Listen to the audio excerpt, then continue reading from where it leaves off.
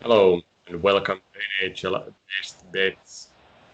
Yesterday, New York Islanders hosted Tampa Bay Lightning in New York, and our picks were reasonably okay. We had winner correct Islanders with good odds plus 129, but the total bet was push. It was exactly 5 goals, not points, but goals here. And end result, like predicted, was 3-2 for New York Islanders. Tommy, how you saw this game?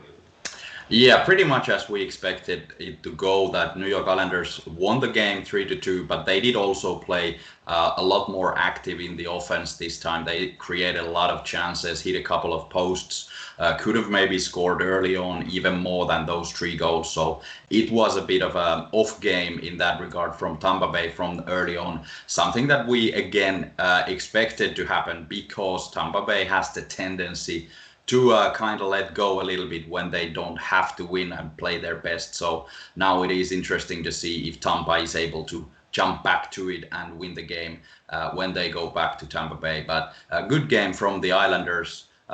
Evenly matched game, 60 shots on goal, so could have easily been over 5.0 goals as well. So it was closer to being over than it was to being under. So in that regard, pretty good pick. And also Islanders, of course, an excellent value there. Like we expected Barry Trotz's men to come out running in this game because they did have to win it. If they would have gone down 1-3 against Tampa, moving back to Florida would have been an unbeatable situation. But now Islanders have all the chances in the world to keep this series going and also maybe even win one game more in Tampa Bay.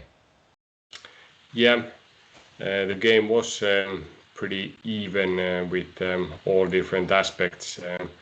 Tampa was playing full speed third period, but the Islanders had a few of those pipe shots earlier. So, like you said, over was pretty good pick, even though it was push at the end.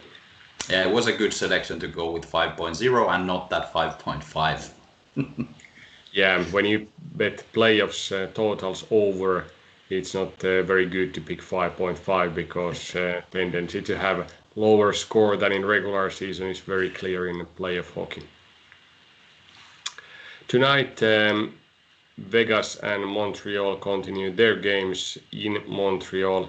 Montreal has surprising 2-1 lead in this series, and we repeat our bets that were not so successful 2 nights ago. So Vegas with minus 147 odds and Max Pacioretty over half a goal. So at least 1 goal for the top striker of Vegas team. Tommy, do you think Montreal can continue their Cinderella story and win second in a row at home? I don't dare to say no because they have surprised us so many times, but I do think that Vegas was the better team in the last game already, which they lost. They shot a lot more, they created chances, maybe a little bit a bad goaltending there from Vegas side that turned the game then to Montreal. Now Vegas needs to win this one. You can check the percentages there, but I'm pretty sure that if Montreal takes this one, Vegas is in a big trouble. But I think that with the sort of team Vegas has, they are ready to bounce back and take this even this game, this series. And also Max Pacioretty now didn't score last time. He got an assist, so now it's time for the big guy to score a goal against Canadiens. And I don't think that these odds are great in simulations. Pacioretty scores 39.4%, which would make the odds plus 154. So with this value is there easily for Max Pac to score a goal. Yeah, this game number 4, like we discussed yesterday in Tampa Bay Lightning and New York Islanders game, has big swing in the win probability of the series. So just to repeat that if Montreal wins this one at home, takes 3-1 lead in series, requires only 1 win out of next 3 games, they have a 87% chance to win, so 13% for Vegas.